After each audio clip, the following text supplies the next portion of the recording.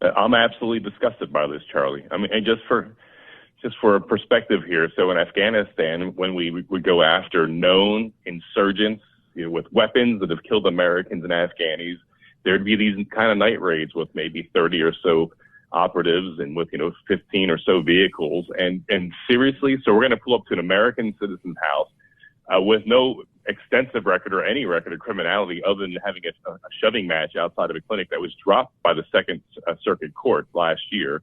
And they're going to go in with all that law enforcement when there's a complete breakdown of society in Philadelphia, and they're targeting a father of 7, waving weapons in his face. I mean, this is dangerous. That's an escalation. Thank God Mark was cool-headed enough to de-escalate because of the ridiculous nature of what's going on around him. And it needs to end. And my opponent, Josh Shapiro, he stands for this. He's good with this kind of operation against conservatives. He does see us as a threat to, quote-unquote democracy. And it needs to end. This is out of control. Yeah, I mean, look, you're running against the total snake. Shapiro's a bad dude, and we're going to talk about that at some length. But, Doug, I want to compliment you on your courage, because some people are not talking about this. They say, oh, it's too controversial.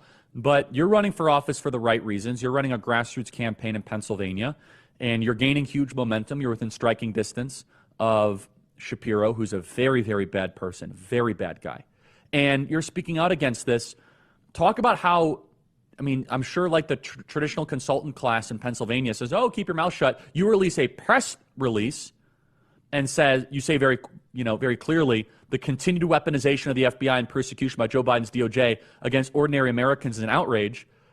Philadelphia crime is up massive, rapes, arson, murders, car break-ins, and yet the FBI rolls in hot with 25, 30 agents, guns drawn, as if this pro-life activist is El Chapo. Why are we putting up with this? Yeah, and that's exactly the problem. And Charlie, that's exactly why I'm running for office.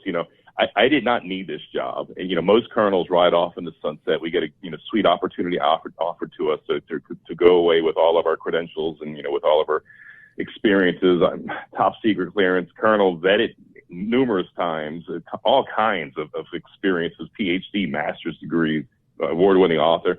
I had the sweet offer as well. And I could not bring myself to ride off in the sunset because the breakdown of our society.